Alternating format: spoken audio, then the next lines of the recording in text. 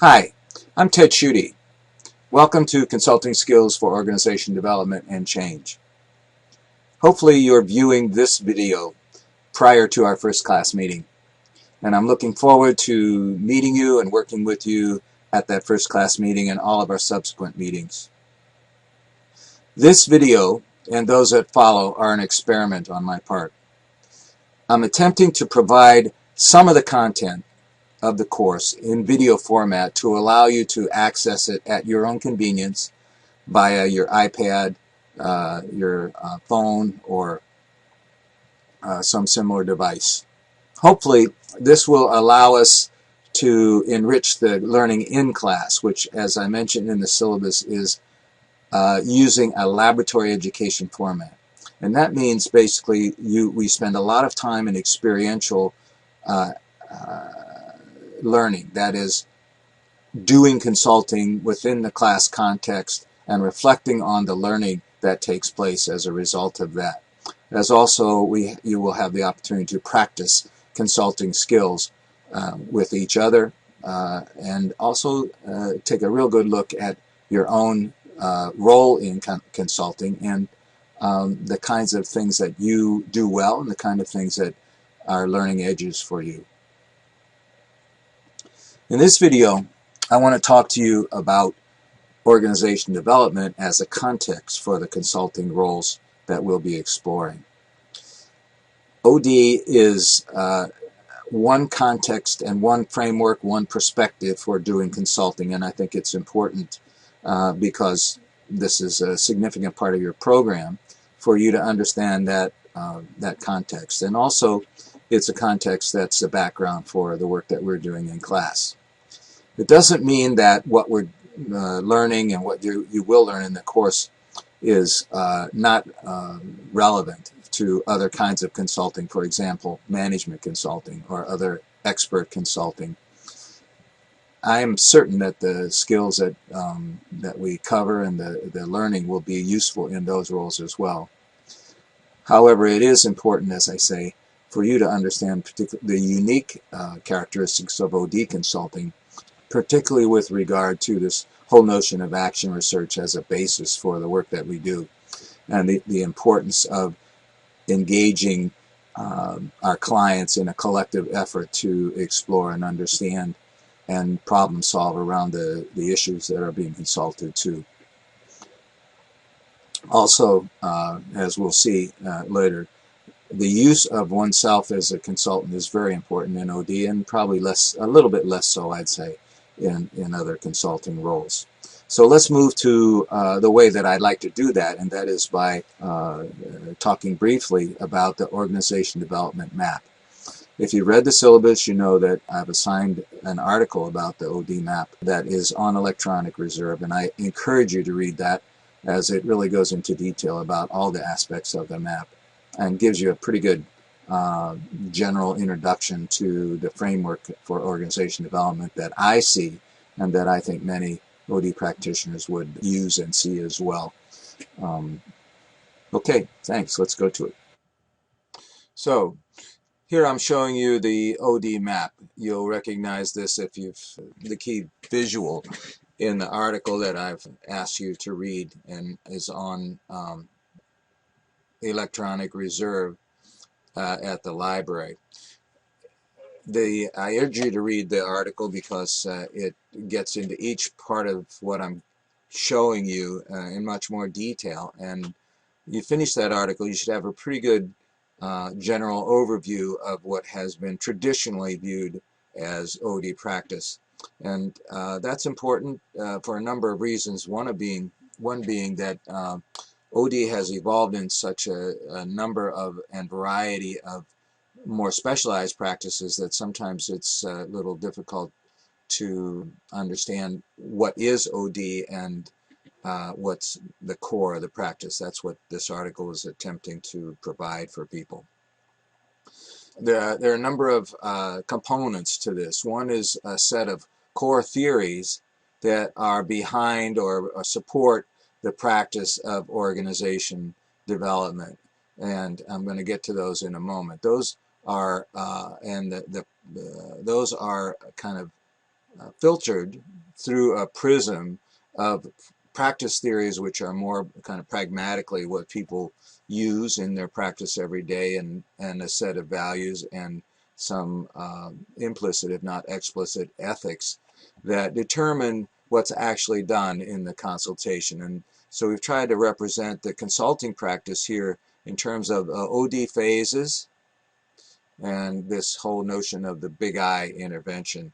That is, the consultant is engaged at every step of the way during these phases. So I want to talk about the phases for a moment. The phases begin with entry and contracting, and that is from the first moment that the client and the consultant are in contact with each other. There's a process that begins, and the entry is getting to know each other, getting to know the situation, understanding what it is that the client is wanting from the consultation, getting to know each other, building a trust level, and eventually coming to some kind of agreement about what the work is going to be, about who's going to do what, about what the outcomes are expected, and the terms under which the contract and the consultation are going to take place. And most importantly, begins to build the relationship upon which the rest of the consultation is built. Then typically there's a data collection phase in which relevant data is collected about where the organization or the system is in its current status, and where it would like to go, and what appears to be the barriers to getting there. That data is then analyzed, and in OD it might be analyzed by the consultant, but it also might be analyzed by the consultant working with a group of client members. And then that data, and this is a real important part of the OD process, that data is then fed back to the client system, and fed back in a setting and in a way such that the client has the opportunity to understand what has been found out, to verify it or to reshape it if they believe that other data, other information can be added. And most importantly, the objective is for the client to take on that data and to own it, and to own the whatever comes out of it in terms of the action planning and plan movement forward. And that, again, like the feedback, is done in collaboration with and in conjunction with the client system in organization development. And that's different than a lot of consulting. For example, see that Block talks about expert consulting, in which actually what the consultant does is gather the data and then come back with a recommendation for what should be done by the client. And the client says, yeah, we like that, or we don't, uses it, or they don't. That would be the process for a lot of management consulting as well, in which recommendations for how to move forward are made by the consultant group. So out of the action planning, typically there are a number of interventions that OD consultants might do to help move the system along. And those can take place at a lot of different levels. They can take place with individuals. For example, training is an individual level intervention, or coaching would be an individual level intervention. Interpersonal might be working with two managers who need to develop a better relationship in terms of the work that they're doing. It might mean working with a group in team building work, either done in retreat settings, for example, or over time. Intergroup work takes place between groups, say between divisions, or between the marketing and the manufacturing group, so that the problems and the issues that are dealt with between those groups are dealt with in the intergroup intervention. And then other interventions might be focused organization-wide, or focused in terms of the organization's relationship with its environment, or even on a global scale. So the idea here is that these interventions follow from and are integral to the whole process. And that's important because that's essentially why we invented this term called the big I, and this whole box here represents an overall process that we would call OD. Too often, because this is the part of OD that usually people are engaged in and usually has a high impact on them, they say this is OD. So team building is seen as OD. Well, that's a part of OD, but the process we're talking about, the consulting process, involves all of these phases and involves building and maintaining a consulting relationship throughout, one that builds trust, one that and where information is shared constantly between the client and the consultant about how things are going.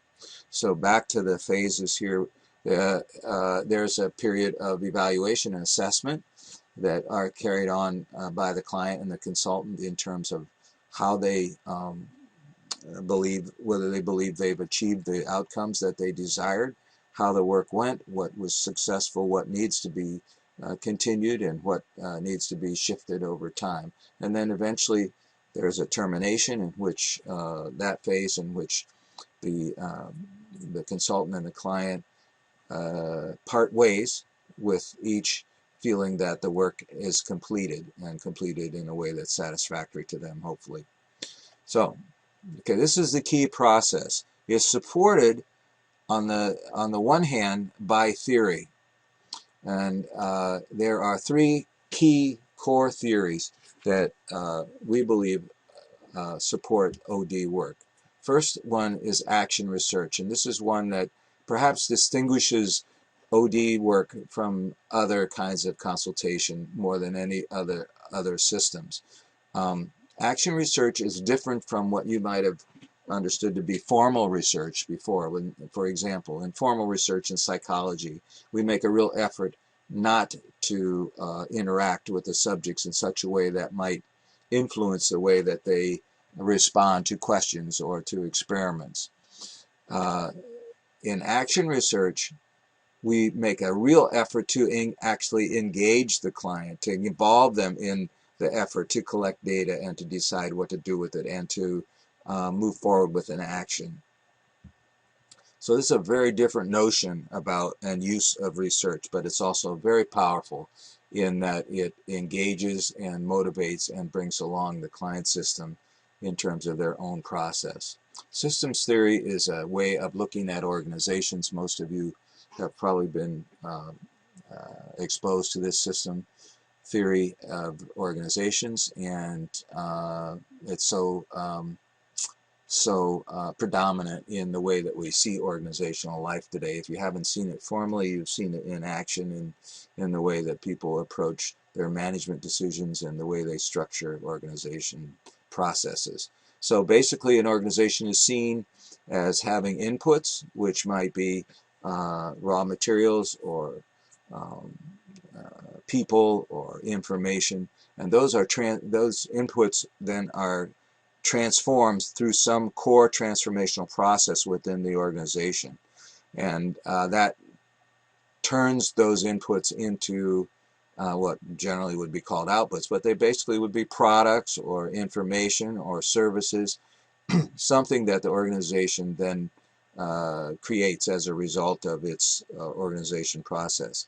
The organizations exist in an environment in which the environment is real important, because obviously the environment either rewards the system for its outputs, that is, it uses them, it reimburses the organization, or it doesn't, or somewhere in between. The information coming back to the system about its success, about what's going on with its interaction in the environment, is called feedback. And typically in systems theory, feedback is seen as the means by which a system understands that it needs to change and makes change choices. Environments of organizations can be friendly, and they can be not so friendly.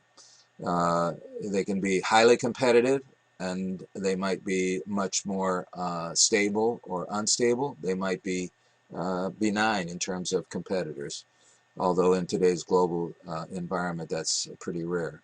So the systems theory is very important in terms of understanding an organization behavior as a bunch of forces acting on each other. And some key notions are the fact that if you change one part of the system, other parts of the system are going to also change. So it's kind of a way of beginning to see the multi-causality of most organizational behavior and how we might impact that.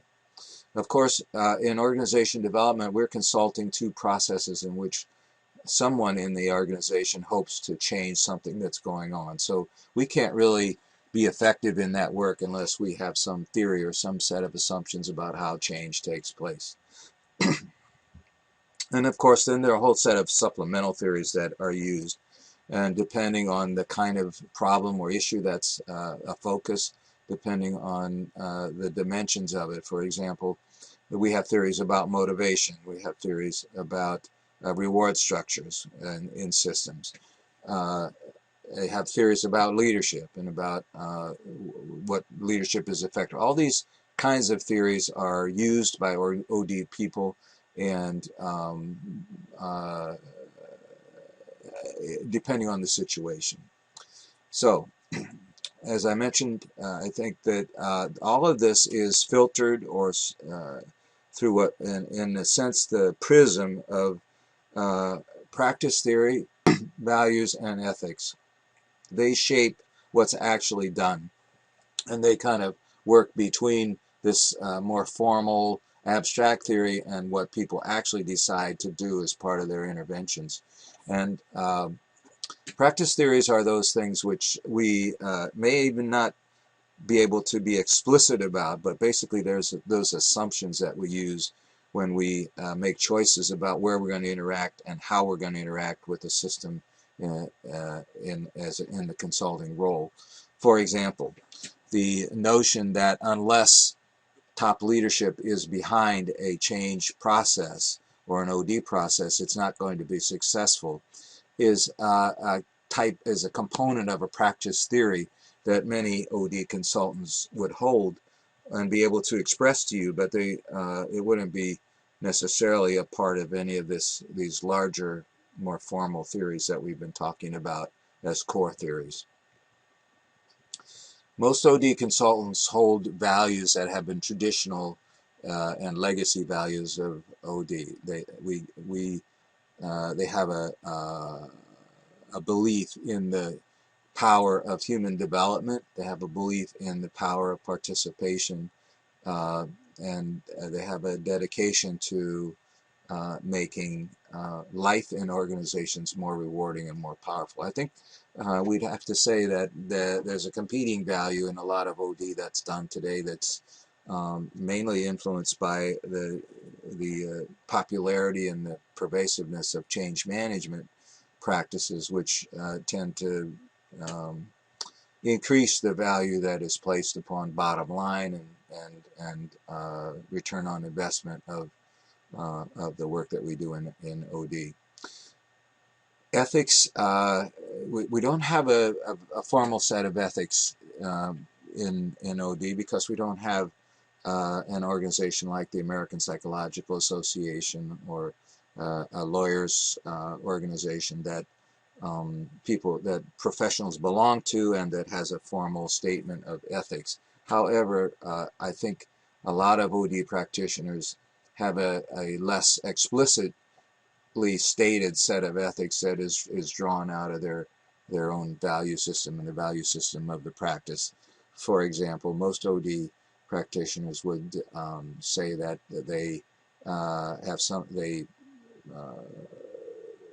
go along with something like the medical practice of ethical practice of do no harm.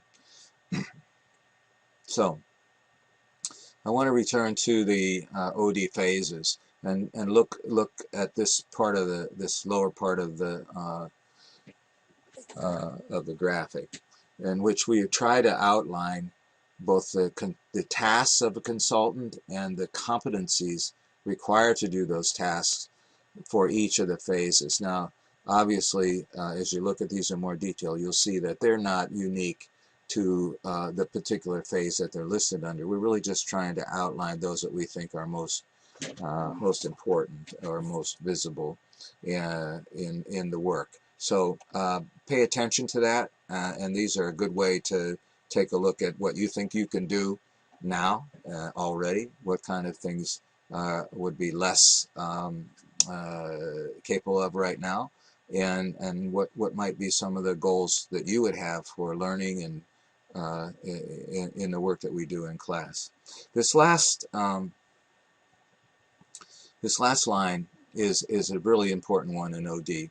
The use of self is a primary component of OD practice, and that's why you'll find that most OD practitioners spend a lot of time on understanding themselves, developing their capacity for their own awareness about themselves and how they're interacting in client systems. And so this is usually a long-term process for most of us who've been involved in this work.